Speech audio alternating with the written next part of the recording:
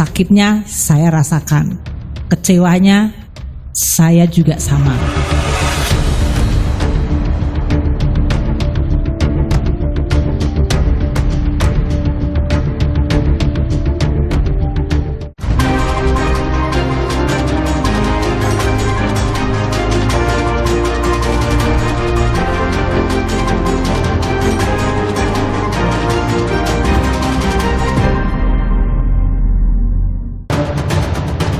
Polisi terus mencari fakta baru kasus penganiayaan yang dilakukan anak pejabat pajak. Kasus tersebut kini berbuntut panjang, harta sang ayah pun jadi sorotan. Vonis anak buah Sambo Hendra Kurniawan dan Agus Nurpatria, polisi perintang penyidikan pembunuhan Yosua. Halo, apa kabar saudara? Semoga Anda selalu sehat. Kami program Laporan Khusus kembali menemani Anda selama 30 menit ke depan dengan berbagai informasi menarik. Bersama saya, Gracia Adur, inilah Laporan Khusus selengkapnya. Saudara, polisi terus mencari fakta baru kasus penganiayaan yang dilakukan anak pejabat pajak terhadap anak pengurus GP Ansor. Ayahanda David, korban penganiayaan, menyebut telah mengantongi data keterlibatan mantan kekasih sang anak. Hingga kini, David masih dirawat intensif di rumah sakit. Namun kesadaran dan respon pendengaran mengalami peningkatan. Jadi tidak ada damai dan saya sudah minta agar dicari lagi siapa yang terlibat. Kalau lihat videonya tuh jahat sekali. Polisi telah menetapkan 2 tersangka kasus penganiayaan putra pengurus Gerakan Pemuda Ansor Kristalino David Ozora, yakni Mario Dandi Satrio, anak mantan pejabat eselon 3 Ditjen Pajak yang berperan menganiaya David dan rekannya Sean Lucas yang merekam perbuatan keji tersebut. Pendalaman kasus terus berjalan. Untuk ketiga kalinya, polisi memeriksa AG, kekasih tersangka Mario, sebagai saksi. AG disebut-sebut menjadi pemicu penganiayaan David. Jadi penyidik sekarang masih bekerja, Mas. Jadi kita maraton, ya. Itu juga kemarin juga kita sudah meriksa saudari AG. Kemudian hari ini juga kita sudah meriksa saudara AG. Ini pun masih berlangsung. Jadi informasi yang ini juga harus tahu untuk semua yang mendengar, ya, bahwa kita juga tidak tinggal diam untuk proses percepatan kasus yang sudah dilaporkan.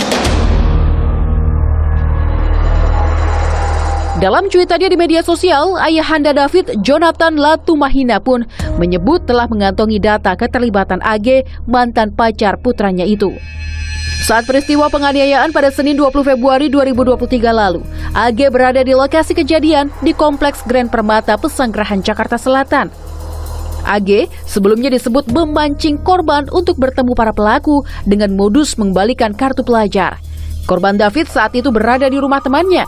Namun, polisi menyebut AG sudah berupaya mengingatkan tersangka Mario Dandi. Di samping mobil saat itu, tersangka S di ujung kanan mobil, tersangka MDS di belakang mobil, kemudian anak korban di belakangnya lagi. Sementara anak saksi AG di sebelah kanan mobil menyampaikan kepada tersangka MDS dan anak korban agar menyelesaikan permasalahan ini secara baik-baik. Nah, saksi N, ibu dari orang tua rekannya anak korban itu meminta tolong ke anak saksi AG untuk mengangkat kepalanya supaya aliran darahnya tidak masuk ke hidung. Nah, saat itulah kegiatan itu semua, rangkaian peristiwa itu didokumentasikan oleh tersangka S menggunakan handphone milik tersangka MD. Sebelumnya AG disebut memicu penganiayaan karena mengadukan kepada Mario Dandi perbuatan David. Namun kuasa hukum AG membantah dan menyebut ada orang lain yang mengadukan perbuatan David kepada Mario. 2-3 kali, bahkan di mobil saat turun, dan dia juga sudah secara psikis diam. Akhirnya dia benar-benar menyampaikan ke kami bahwa pada saat saudara korban ini sudah tergeletak, dia bukan selfie, dia memegang kepalanya dan meminta pertolongan justru. Jadi tidak mengaku, Pak. Polisi pun membenarkan emosi Mario memuncak setelah AG mengakui menerima perbuatan tak baik dari David saat dikonfirmasi oleh Mario berdasarkan laporan APA, salah satu teman Mario. Permasalahan remaja itu pun berujung tindak kekerasan dan berbuntut panjang. Menko Polhukam Mahfud MD menegaskan, proses hukum kasus penganiayaan David harus tuntas. Maaf secara pribadi, damai secara pribadi, tapi negara tetap membawa. Dan sekarang yang bersangkutan juga sudah ditahan. Ya, jadi tidak ada damai dan saya sudah minta agar dicari lagi siapa yang terlibat. Kalau lihat videonya itu jahat sekali. Setelah ditetapkan sebagai tersangka, Mario Dandi di-drop out oleh kampusnya Universitas Prasetya Mulia. Selain itu, SMA Taruna Nusantara dan SMA Pangudi Luhur Jakarta pun membantah Mario Dandi sebagai alumnus. Kini Kristalino David Ozora masih dalam perawatan intensif di Rumah Sakit Mayapada, Jakarta Selatan. Sudah lebih 1 pekan David tak sadarkan diri. Namun kesadaran dan respons pendengaran mengalami peningkatan. Korban juga tidak lagi menggunakan ventilator untuk bernafas. Pada saat dia masuk itu GCS-nya Glasgow Coma Scale itu sekitar 4. Orang seperti kayak kita itu kan nilainya 15. Dan sekarang ini sudah mencapai 8 sampai 9. Terus itu perkembangan yang sangat signifikan. Dan ini terjadi dalam waktu 4 sampai 5 hari. Ya. Tapi ya tetap kita masih harus melakukan tindakan optimal dan kita berharap ke depannya makin baik lagi. Itu kira-kira. Mau sampai kapan ini belum bisa kita pastikan. Ya, ini yang penting. Ya, sebenarnya sudah mulai, tapi ya karena dia belum bisa mengontrol betul, ya, tapi at least dia sudah bernapas dengan spontan segala macam, tidak menggunakan alat bantu napas lagi. Gelombang dukungan dan doa tak henti mengalir untuk David Ozora. Selain melalui karangan bunga yang memadati rumah sakit, doa bersama juga dilakukan teman sekolah dan senior David di SMA Pangudi Luhur Jakarta. Tak hanya mendapat simpati publik, Menteri Agama Yakut Khalil Qomas pun menjenguk David, berharap penuntasan kasus tak pandang bulu. Menteri Keuangan Sri Mulyani juga mendatangi kedua orang tua David di rumah sakit. Sri Mulyani menyesali tindakan anak mantan pejabat Ditjen Pajak kepada David.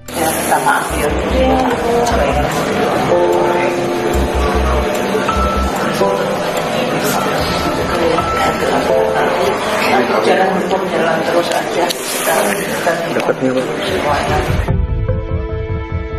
Istri Presiden keempat Abdurrahman Wahid, Sinta Nuriyah Wahid dan sang anak Yeni Wahid turut menjenguk David yang merupakan putra pengurus GP Ansor. Kalau kami dari keluarga besar NU tentunya ya mengharapkan bahwa ada keadilan dalam hal ini gitu ya, dan tapi di sisi lain kita juga kita juga meminta doa. Ya, kami dari keluarga besar NU memohon doa dari seluruh masyarakat Indonesia agar David bisa segera disembuhkan. Saudara, kasus penganiayaan yang dilakukan anak pejabat Ditjen Pajak Mario Dandi Satrio terhadap anak pengurus GP Ansor berbuntut panjang. Selain dicopot dari jabatannya, Menteri Keuangan perintahkan Inspektorat Jenderal Pajak untuk memeriksa kewajaran harta kekayaan Rafael Aluntri Sambodo, ayah dari tersangka penganiayaan. Sejumlah kejanggalan pun mencuat. Kasus penganiayaan yang dilakukan anak pejabat Ditjen Pajak Mario Dandi Satrio berbuntut panjang. Pasca Mario ditetapkan sebagai tersangka, ayahnya Rafael Aluntri Sambodo dicopot dari tugas dan jabatannya di Direktorat Jenderal Pajak atau DJP oleh Menteri Keuangan Sri Mulyani. Alasan pencopotan terkait pelanggaran disiplin dan integritas. Kementerian Keuangan pun menjadi sorotan publik. Sri Mulyani meminta seluruh pegawai dan para pemimpin di lingkungan Kemenkeu dan Direktorat Jenderal Pajak untuk berbenah diri. Kita nggak boleh juga patah semangat, apalagi tadi saya bisa merasakan dari para kepala kantor, staf kita merasa sekarang tidak percaya diri karena secara moral goyah rasanya.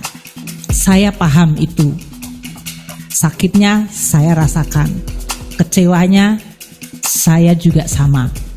Tapi kita nggak boleh lelah dan nggak boleh menyerah, kita nggak boleh kalah. Nah, kita mulai balikkan dengan melihat sisi-sisi apa yang sebenarnya kita lakukan. Sri Mulyani juga mengecam tindakan pamer harta yang justru bisa menggerus kepercayaan dan menimbulkan pandangan negatif terhadap Kementerian Keuangan. Pasalnya, gaya hidup anak Rafael Alun Trisambodo, ex-pejabat Ditjen Pajak yang kerap memamerkan koleksi kendaraan mewah di media sosial, jadi perbincangan publik. Menkeu menginstruksikan Inspektorat Jenderal Pajak memeriksa kewajaran harta kekayaan Rafael Alun Trisambodo. Sri Mulyani mengecam tindakan pamer harta yang justru bisa menggerus kepercayaan dan menimbulkan pandangan negatif terhadap Kementerian Keuangan. Rafael Trisambodo merupakan pejabat eselon 3 yang menduduki posisi Kepala Bagian atau Kabag Umum Direktorat Jenderal Pajak Kantor Wilayah Jakarta Selatan. Sebagai pejabat eselon 3, Rafael mendapat gaji 2,9 juta rupiah hingga 5,2 juta rupiah per bulan dan tunjangan kinerja mencapai 46 juta rupiah. Berdasarkan laporan harta kekayaan penyelenggara negara atau LHKPN, Rafael memiliki kekayaan 56,1 miliar rupiah pada akhir Desember 2021. Kekayaan terbesar berasal dari tanah dan bangunan yang tersebar di berbagai daerah yang mencapai 51 miliar rupiah dan harta bergerak berupa 2 kendaraan roda 4 senilai 425 juta rupiah. Sedangkan 2 kendaraan mewah Harley Davidson dan Rubicon yang sering dipamerkan anak Rafael tidak tercatat dalam LHKPN. Mobil Rubicon yang digunakan anaknya saat peristiwa penganiayaan diduga menggunakan plat palsu dan belum membayar pajak. Komisi Pemberantasan Korupsi atau KPK akan segera memanggil Rafael Alun untuk menelusuri aliran dana kekayaan yang dinilai fantastis dan tidak wajar. Tentu KPK segera akan melakukan pemanggilan klarifikasi ya kepada yang bersangkutan untuk nanti hadir di KPK, kemudian akan dilakukan klarifikasi terkait dengan faktual tentunya ya harta yang dimilikinya sebagaimana di dalam LHKPN tersebut. Kejanggalan jumlah kekayaan dan transaksi rekening Rafael ditemukan Pusat Pelaporan dan Analisis Transaksi Keuangan atau PPATK sejak 2012 dan telah dilaporkan ke KPK jauh sebelum kasus penganiayaan yang dilakukan anak Rafael. Namun, belum ada tindak lanjut dari KPK. Pakar tindak pidana pencucian uang Yenti Garnasih menyoroti kinerja KPK yang dinilai tidak mempunyai mekanisme penindaklanjutan laporan LHKPN yang baik. Menurutnya, KPK seharusnya mendalami ketepatan laporan dan melakukan verifikasi harta kekayaan yang disampaikan para pejabat negara. KPK seperti tidak punya mekanisme yang jelas untuk menindaklanjuti LHKPN. Menurut saya, hanya beralasan kalau bilang belum temukan indikasi tindak pidana. Setelah itu, nilainya dicek benar atau tidak, sumbernya dari mana. Setelah itu, laporan berkala. Kalau ditemukan ada yang tidak wajar, itu dikejar harus ditindaklanjuti. Bukan lapor saja, lalu sudah selesai.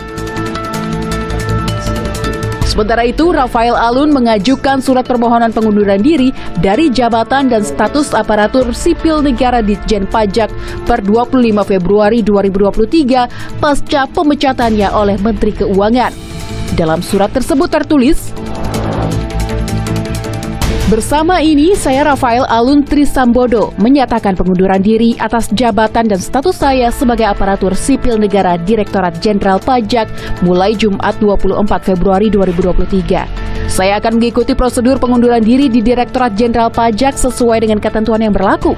Saya tetap akan menjalani proses klarifikasi mengenai laporan harta kekayaan penyelenggara negara atau LHKPN dan mematuhi proses hukum yang berlaku atas kejadian yang dilakukan anak saya. Menko Polhukam Mahfud MD pun angkat bicara. Pengunduran diri Rafael Alun tidak boleh menghentikan proses penyelidikan terhadap harta kekayaannya. Karena bapaknya sebagai pejabat Kementerian Keuangan itu sudah diberhentikan dan kemudian minta mengundurkan diri. Tapi menurut saya mengundurkan diri itu tidak menghilangkan proses hukum. Bila sebelum mengundurkan diri memang ada kasus-kasus hukum yang dilakukan, misalnya penghimpunan dana secara tidak sah, pencucian uang, penggelapan pajak orang yang kemudian dinikmati juga, itu harus diteruskan. Sesuai peraturan Badan Kepegawaian Negara Nomor 3 Tahun 2020, permintaan pengunduran diri aparatur sipil negara atau ASN yang sedang dalam pemeriksaan dugaan pelanggaran disiplin harus ditolak. Sebelumnya, Rafael Aluntri Sambodo menyampaikan permintaan maaf atas penganiayaan yang dilakukan anaknya Mario Dendi Satrio terhadap David, anak pengurus pusat GP Ansor Jonathan Latumahina. Dalam permintaan maafnya, Rafael menegaskan bahwa kasus ini merupakan masalah pribadi keluarga. Ia menyadari tindakan keliru anaknya dan akan mengikuti proses hukum yang berlaku. Saya, Rafael Aluntri Sambodo, orang tua dari Mario Dendi, dengan ini menyampaikan permintaan maaf kepada Mas David dan keluarga besar Bapak Jonathan, keluarga besar PBNU, dan keluarga besar GP Ansor, dikarenakan perbuatan putra saya telah menyebabkan luka serius dan trauma yang mendalam. Saya selalu mendoakan kesembuhan Mas David, dan dalam kesempatan ini saya juga ingin menegaskan bahwa hal ini merupakan masalah pribadi keluarga kami, dan kami akan mengikuti seluruh proses hukum yang sedang berjalan sesuai dengan ketentuan yang berlaku. Saudara Hendra Kurniawan, polisi perintang penyidikan pembunuhan Yosua, divonis 3 tahun penjara. Sementara Agus Nurpatria divonis 2 tahun penjara. Penasihat hukum mengaku kecewa dan menyebut kliennya bisa bebas karena hanya menjalankan perintah Verdi Sambo. Namun keduanya masih berpikir untuk mengajukan banding. Sidang vonis kasus perintangan penyidikan pembunuhan Yosua kembali digelar di Pengadilan Negeri Jakarta Selatan pada 27 Februari kemarin. Dua terdakwa mantan anak buah Verdi Sambo, Hendra Kurniawan dan Agus Nurpatria menghadapi vonis hakim. Agus Nurpatria yang merupakan mantan Kaden Abiro Paminal Divisi Propam Polri divonis 2 tahun penjara. Mengadili menyatakan terdakwa Agus Nurpatria Adi Purnama SIK tidak terbukti secara sah dan meyakinkan bersalah melakukan tindak pidana dalam dakwaan pertama primer, membebaskan terdakwa Agus Nurpatria Adi Purnama SIK MH. Oleh karena itu dari dakwaan pertama primer tersebut menyatakan terdakwa Agus Nurpatria Adi Kusuma SIK terbukti secara sah dan meyakinkan bersalah melakukan tindak pidana dengan sengaja dan melawan hukum dengan cara apapun merusak suatu informasi elektronik milik publik yang dilakukan secara bersama-sama, menjatuhkan pidana kepada terdakwa oleh karena itu dengan pidana penjara selama 2 tahun. Vonis ini lebih ringan dari tuntutan jaksa, yakni 3 tahun penjara. Menanggapi vonis hakim, Agus menyatakan pikir-pikir untuk mengajukan banding. Hakim menilai Agus terbukti memerintahkan Irfan Widianto untuk mengganti DVR CCTV di rumah dinas Verdi Sambo, Duren 3, Jakarta Selatan. Selain itu, hakim juga membacakan hal-hal memberatkan dan meringankan Agus. Hal-hal yang memberatkan, terdakwa tidak berterus terang dalam memberikan keterangan di dalam persidangan. 2. Terdakwa tidak profesional dalam melaksanakan tugas sebagai anggota Polri. Hal-hal yang meringankan, terdakwa belum pernah dipidana, terdakwa masih memiliki tanggungan keluarga. Selanjutnya, isak tangis mewarnai vonis mantan Karopaminal Propam Polri Hendra Kurniawan. Tangis anak Hendra Kurniawan pecah setelah sang ayah dijatuhi vonis 3 tahun penjara oleh majelis hakim.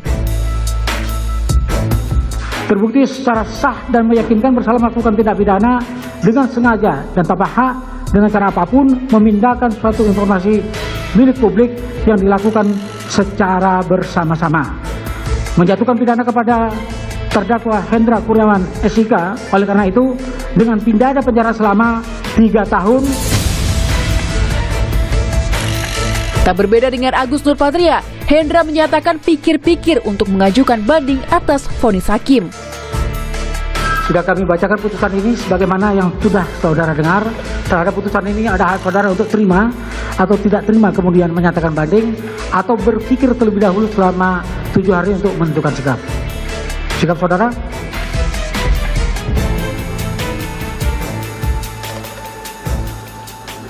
Pikir-pikir. Adapun vonis hakim sama dengan tuntutan jaksa penuntut umum. Hakim menilai Hendra terbukti memerintahkan pemindahan isi DVR CCTV yang belakangan diketahui berisi rekaman Yosua masih hidup saat kedatangan Ferdi Sambo di tempat kejadian perkara pembunuhan. Terbukti secara sah dan meyakinkan bersalah melakukan tindak pidana dengan sengaja dan tanpa hak dengan cara apapun memindahkan suatu informasi milik publik yang dilakukan secara bersama-sama. Ketua Majelis Hakim Ahmad Suhel juga membacakan hal-hal yang memberatkan dan meringankan terdakwa Hendra Kurniawan. Memberatkan, terdakwa berbelit-belit dalam persidangan, terdakwa tidak menunjukkan rasa penyesalan, terdakwa selaku anggota Polri perguruan tinggi tidak melakukan tugasnya secara profesional. Hal yang memberatkan, terdakwa belum pernah dihukum. Terdakwa mempunyai tanggungan keluarga. Informasi tadi sekaligus menutup perjumpaan kita. Saya Gracia Adur, pamit undur diri. Sampai jumpa, jaga selalu kesehatan Anda.